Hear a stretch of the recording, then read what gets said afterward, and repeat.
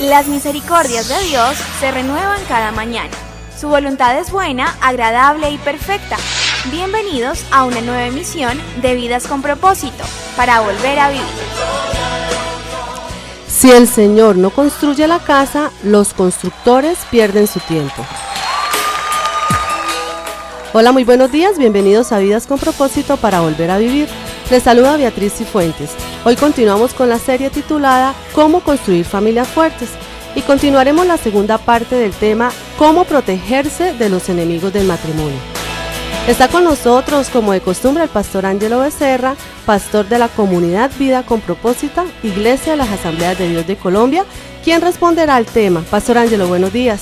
Muy buenos días, Beatriz, y buenos días a todos nuestros oyentes que, nos escuchan los lunes, los miércoles y los viernes. Para nosotros es todo un privilegio poder llegar a sus hogares, a sus lugares de trabajo y, poder compartir con ustedes la palabra de Dios. Les recordamos que el tema de hoy, los temas que hemos emitido en este espacio radial, usted los puede escuchar y nuevamente recomendar, ingresando a nuestro canal de YouTube, colocando en el buscador de esta página Comunidad Vida con Propósito. Allí podrá disfrutar desde la comodidad de su hogar en cualquier horario. También puede suscribirse a nuestro canal para recibir las novedades de los programas que subimos a la red. Estás escuchando Vidas con Propósito, para volver a vivir. Y bien, en el programa anterior se compartió dos de los enemigos del matrimonio. El número 1, el confort, querer vivir en comodidad, querer hacer todo sin el más mínimo esfuerzo. Por tanto, el consejo es esfuércese por buscar a Dios. Y el segundo enemigo que quiere destruir el matrimonio es la división. Y el consejo para contrarrestar a este enemigo es mantenga la unidad.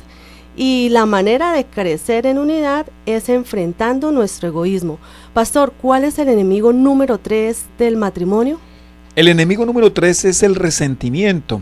Por lo tanto, aquí el consejo es perdónense como pareja. Estamos hablando a matrimonios, ¿no? Entonces, perdónense.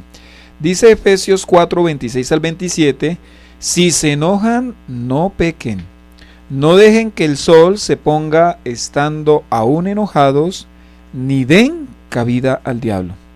El apóstol Pablo dijo claramente que cuando nosotros permanecemos enojados, le estamos dando cabida al enemigo, cabida al diablo.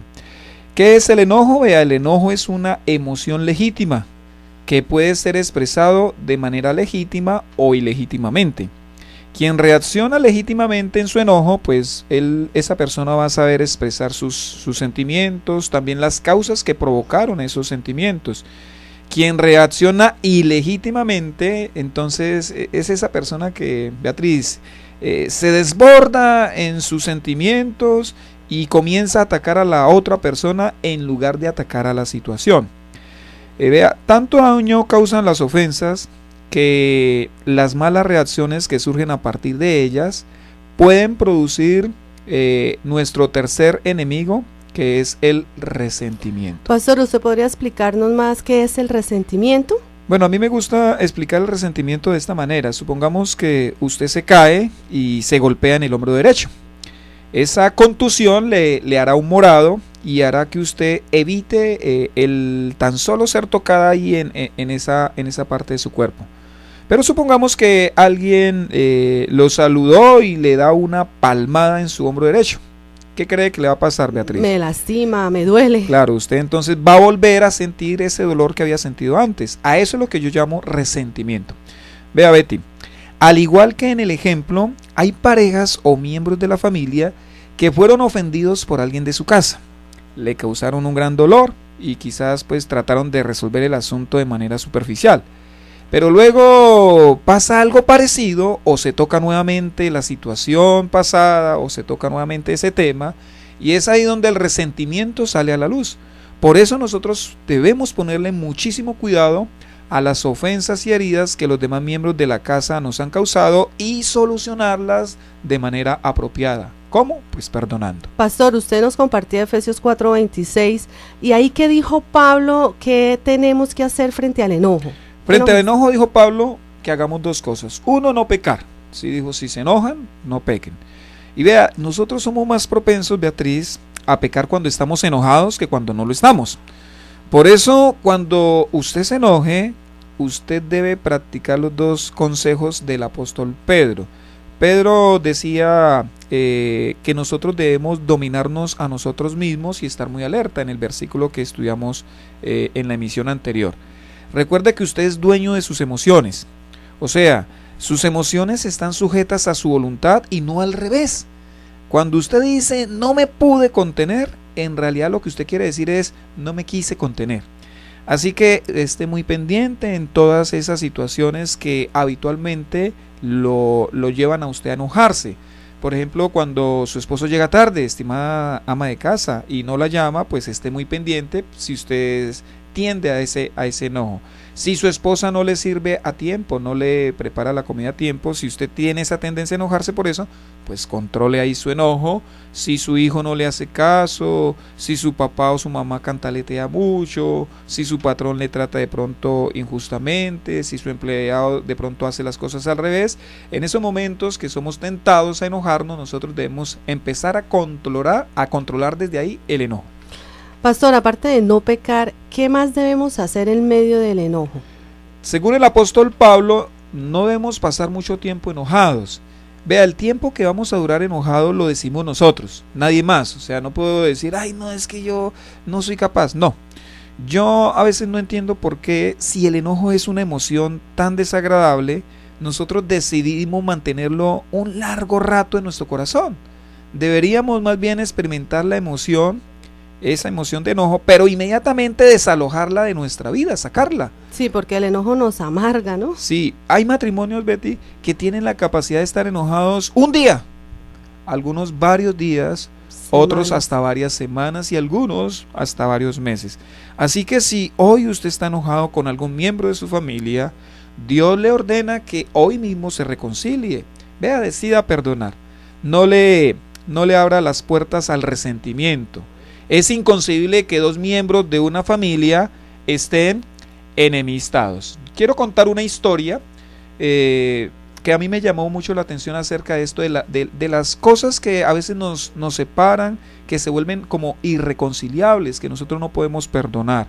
El 21 de septiembre del 2009, vea, Beatriz, los fabricantes de artículos deportivos Adidas y Puma, fundados por dos hermanos que murieron peleados, ellos enterraron 61 años de enemistad, las empresas de ellos, con un partido de fútbol en el pueblo de origen de Herzogenaurach, es en Alemania.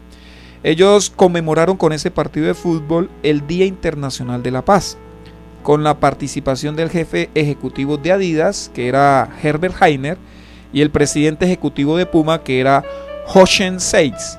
Los empleados entonces jugaron en equipos mixtos para conmemorar el día anual del cese al fuego y la no violencia, con la primera reconciliación desde que los hermanos Adi y Rudolf Dassler se separaron en 1948. Los dos hermanos, vea, no hablaron hasta que fallecieron, y esa es una lástima. Eso lo dijo Seitz a los periodistas que le estaban entrevistando. Ellos dijeron: somos compañías públicas y nos enfocamos mucho en nuestros negocios, pero ahora surgió la idea de unirnos y jugar fútbol juntos en el nombre de la paz. Eso fue lo que ellos respondieron. Las dos compañías, con sede en el pequeño pueblo alemán, fueron fundadas por los Darlers a fines de la década de 1940 y han estado asociadas a importantes momentos deportivos. Vea cómo dos hermanos mueren enemistados y solo después sus dos compañías logran reconciliarse. Estamos en Vidas con Propósito en el dial 1020 AM de Radio Primavera. El tema de hoy: cómo protegerse de los enemigos del matrimonio. El tercer enemigo que quiere destruir el matrimonio es el resentimiento. Y el consejo para contrarrestar este enemigo es: perdónense mutuamente. Aquí vimos dos acciones a realizar cuando estemos enojados. La primera, no pecar y no durar mucho tiempo enojados. Pastor, ¿cuál es el enemigo número 4 del matrimonio? El enemigo número 4 del matrimonio es el adulterio. Por lo tanto, aquí el consejo es: vivan en santidad. Estimadas parejas, vivan en santidad. Dice Hebreos 13:4: tengan todos en alta estima el matrimonio y la fidelidad conyugal, porque Dios juzgará a los adúlteros y a todos los que cometen inmoralidades sexuales. Vea, Beatriz, el adulterio es uno de los enemigos del matrimonio que más está cobrando víctimas. Miles y miles de matrimonios pues han fracasado por este mal. Pero nadie, absolutamente nadie, comete adulterio de la noche a la mañana. Quizás lo hizo de una noche a una mañana, pero llegar hasta ese estado requirió de un proceso largo. Vea, el abandono, la falta de intimidad, pero por sobre todo la pérdida del temor de Dios es lo que hace que tanto hombres como mujeres consideren que podrían adulterar sin que pase nada. Pero Salomón decía con respecto al adulterio lo siguiente, Proverbios 6, 27 al 28. ¿Puede alguien echarse brasas en el pecho sin quemarse la ropa? ¿Puede alguien caminar sobre las brasas sin quemarse los pies? Estimado amigo o estimada amiga, ¿está ardiendo de pasión? Consuma esa pasión con su esposo o con su esposa, únicamente con él o con ella. ¿Está usted ardiendo de pasión y todavía no es casado? Estimado joven, estimado adolescente o estimado adulto que de pronto no se ha casado. Vea, consuma esa pasión sirviendo a Cristo. No le dé largas al adulterio, no le dé largas a la fornicación. Bueno, vamos a escuchar ahora un mensaje a la conciencia con el hermano Pablo que nos puede aportar a este tema. Un mensaje a la conciencia. Un momento de reflexión en la vida diaria. Escúchelo en la voz del hermano Pablo. Altas cumbres de los Andes venezolanos. El camino baja y sube como grisácea serpiente de cemento. Hay curvas y hay descensos y hay abismos que se abren a ambos lados del camino, ora a la izquierda, ora a la derecha. Los paisajes son de ensueño y el tiempo bueno y plácido. Un ómnibus del Liceo Militar Jáuregui corre a excesiva velocidad y va cargado de jóvenes estudiantes. Al aproximarse a un puente entre las localidades de La Grita y La Fría, estado de Táchira, el chofer intenta poner los frenos, pero los frenos no responden. El autobús falla la entrada al puente y cae al abismo. En la caída y en el incendio que siguió mueren destrozados y quemados 34 estudiantes. Falla de frenos. Eso fue todo. Amigo, muchas tragedias como esta se registran anualmente en todas partes del mundo. Falla de frenos. Cuando más se necesitan buenos frenos para detener la marcha de un vehículo cargado de almas, es cuando fallan. Y quedarse sin frenos es anticipo de catástrofe y de muerte. Un auto, un camión, un tren que se queda sin frenos es un vehículo que corre a un desastre inevitable. Y yo ahora pregunto, mi amigo, ¿qué del hombre que se queda sin frenos morales, también puede correr a desastres y problemas y ruinas? Un hombre que se queda sin frenos morales dice una palabra hiriente que quisiera retirar en el acto, pero ya no puede. Y esa palabra hiriente puede traer la ruptura de una vieja amistad.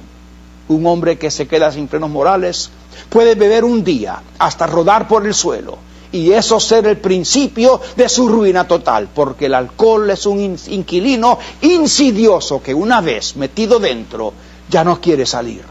Un hombre que se queda sin frenos morales puede caer en el adulterio, y ese adulterio quebrar el corazón de la esposa, disolver el hogar, estropear la salud mental de los hijos y hacer naufragar a toda la familia. Y los frenos morales del hombre son muy frágiles, se descomponen y fallan fácilmente. Amigo, es por eso que necesitamos de otros frenos que jamás fallen. Y estos otros frenos de la conducta, las palabras y las acciones, solo Cristo los tiene. Hagamos de Cristo el Señor y el Salvador de nuestras vidas y el supremo rector moral. Estás escuchando Vidas con Propósito, para volver a vivir. Bueno, pastor, continuando con el cuarto enemigo del matrimonio, ¿Cómo no dejamos o no dejarnos llevar por el adulterio? Bueno, el hermano Pablo en su programa hablaba de frenos, ¿no? Entonces Sí. con el acróstico freno vamos a ver 5 principios que nos pueden ayudar, 5 consejos que nos pueden ayudar, pues para no irnos desbocados y terminar en el adulterio. Número 1, fundamente, con la F, fundamente su vida en el temor de Dios. Francamente, quien no tema a Dios, pues es una vida desenfrenada, es una vida que tarde que temprano va a terminar mal. 2, revitalice, con la R, revitalice su relación conyugal. A veces el adulterio viene a tocar a la puerta de nuestro corazón porque la relación en pareja no está muy bien. 3, con la E, eluda la tentación, huya más bien de ella. Cuando usted vea la tentación, esquívela, no de larga, no se aproxime, no siga dando pasos en esa dirección. Número 4, con la N, no se crea invencible, más bien sea humilde y reconozca su vulnerabilidad. La palabra de Dios dice, el que crea estar firme, tenga cuidado de no caer. Y con la O, el número 5, consejo número 5, para terminar el acróstico freno, ocúpese en las cosas de Dios. La gente que está ocupada sirviendo a Dios, créame que está más protegida de esas tentaciones del adulterio, de esas tentaciones de la fornicación. Adulterio y fornicación dañan familias, el adulterio daña el matrimonio, la fornicación destruye vidas. Por eso debemos cuidarnos y por eso el freno que nosotros debemos poner en nuestra vida para no llegar a estos pecados. El cuarto enemigo que quiere destruir el matrimonio es el adulterio, para retroalimentar. Y el consejo que nos compartía el pastor es para contrarrestar a este enemigo, es viva en santidad. Y aquí vimos 5 consejos para no caer en el adulterio. Fundamente su vida en el temor de Dios, revitalice su relación conyugal, eluda la tentación, no se crea invencible y ocúpese de las cosas de Dios. Pastor, ¿cuál es el enemigo número 5 del matrimonio? El descuido sería el enemigo número 5. Y bueno, acá ¿cuál sería el consejo frente a este enemigo? Conserve encendido el amor. Como pareja debemos conservar encendido nuestro amor. Permítame, les voy a leer Apocalipsis 2 del 4 al 5, que está hablando precisamente de la relación de Dios y la iglesia. Dice así: sin embargo, tengo en tu contra que has abandonado tu primer amor. Recuerda de dónde has caído, arrepiéntete y vuelve a practicar las obras que hacías al principio. Si no te arrepientes, iré y quitaré de su lugar tu candelabro. Vea, Beatriz, por lo general nosotros somos dados a ignorar las grietas pequeñas de las construcciones. Lo mismo nos pasa en la relación matrimonial. Hay matrimonios que no se percataron de su lamentable estado, sino hasta que decidieron separarse. ¿Qué pasó con ellos? Bueno, al igual que nosotros, no creyeron que una simple gripa podría llevar a convertirse en una neumonía. Vea, este quinto y último enemigo que destruye matrimonios es quizás el más sigiloso, y creo que de alguna manera provee el ambiente para que los anteriores enemigos que hemos visto también hagan su aparición. ¿Por qué los matrimonios no se esfuerzan en buscar a Dios? Pues por descuido, y ahí estábamos hablando del enemigo del confort. ¿Por qué los matrimonios no mantienen la unidad? Pues por descuido, y ahí estábamos hablando del enemigo de la división. ¿Por qué los matrimonios no se perdonan? Pues por descuido, ahí estábamos hablando del enemigo del resentimiento. Y una última pregunta: ¿por qué los matrimonios no viven en santidad? Pues por descuido, y aquí estamos hablando del enemigo del adulterio. Vea, Beatriz, la vida espiritual es muy pero muy similar a la vida de pareja. En este versículo que leíamos, el Señor está haciendo una reclamación a la esforzada iglesia de Éfeso. Esta iglesia pues tenía cualidades dignas de ser imitadas por todos nosotros. Sin embargo, el Señor le reclama que ellos habían abandonado su primer amor. En otras palabras, hacían las cosas sin pasión, sin el corazón para el Señor. Cristo sí era su Señor, pero ya no había el mismo amor por Él. Había más bien un amor de segunda categoría, un amor de segunda clase. Pastor, ¿qué opina de la frase perdí el amor por mi cónyuge? Bueno, es importante entonces aclarar que el primer amor no se pierde, sino que se abandona. Eso es lo que dice el texto y aplica muy bien pues a la pregunta que usted está haciendo, Beatriz. Todos sabemos que las pérdidas no son voluntarias. Nadie bota algo y dice se me perdió. En cambio, el abandono sí es algo voluntario. yo decido dejar o abandonar algo que a lo mejor ya no es importante para mí.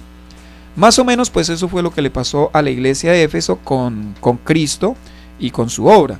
Vea, hay muchos cristianos que están en esa actitud con Cristo.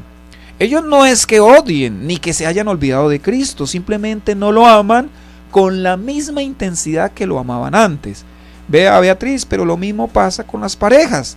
Ellas dicen que perdieron su amor por su pareja, o al menos dice que ya no lo aman como antes. Sencillamente, ¿qué hicieron? Abandonaron por descuido su amor. ¿Cuál fue la orden y la advertencia de Cristo frente al abandono del primer amor de la iglesia de Éfeso? Arrepentimiento y volver a practicar lo que hacían antes con el mismo corazón. Y precisamente esto es lo que nosotros debemos hacer si lo que queremos es restaurar nuestros matrimonios. Arrepintámonos ante Dios y arrepintámonos ante nuestro cónyuge al haber caído en ese descuido. Volvamos a hacer lo que antes hacíamos. ¿Cómo empezar? Bueno, algunos consejos. Vuelvan a darse el lugar que antes se daban. Vuelvan a hablarse con cariño, con respeto, con palabras bonitas. Vuelvan a tener detalles como antes lo hacían. Vuelvan a tener paciencia y aceptar los errores del otro. Vuelvan a perdonarse, vuelvan a buscar a Dios, vuelvan a unirse en todo.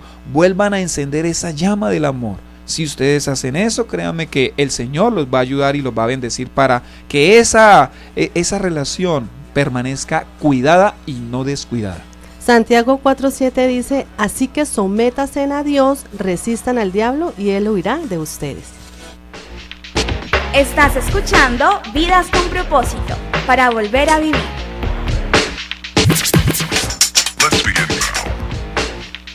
Este fin de semana, en la comunidad Vida con Propósito de las Asambleas de Dios, el próximo domingo continuamos con la serie El Dios de toda bondad, con el tercer tema, el Dios que forma. Pastor Ángelo, por favor, una breve introducción al tema del domingo. Bueno, hemos visto el Dios que ama, el Dios que provee, y esas cosas son lindas, pero Dios también nos forma, y la manera como Dios nos forma es pasándonos por tiempos de prueba. Vamos a ver cómo el Señor utiliza las pruebas sencillamente para que nosotros crezcamos en la fe y crezcamos también en amor y en reconocimiento hacia Él. El Dios que forma trata de eso, no se lo pierda. Si usted no tiene iglesia, le invitamos, nos puede acompañar a la comunidad Vida con Propósito. Apreciado oyente, si desea comunicarse con nosotros, nos puede llamar al teléfono 310-212-4602, 310-212-4602. También nos gustaría que nos escribiera cualquier comentario al correo electrónico comunidadvidaconpropósito@gmail.com o en Facebook, en el muro de Vidas con Propósito. Gracias por escucharnos y que pasen un feliz día. Que el Señor los bendiga.